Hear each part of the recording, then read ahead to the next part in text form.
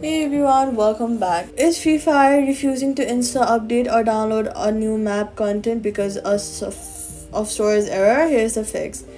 First, go ahead to your settings app and then tap general, then tap iPhone storage and let the list fully load. Then scroll through and identify your largest unused apps.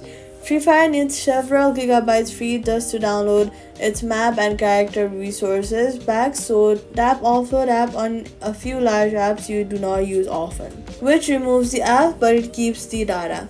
Also, check your Photos app since large photos and videos libraries are common hidden storage hogged. Once you've freed up several gigabytes, go back to the App Store and try installing or updating Free Fire again.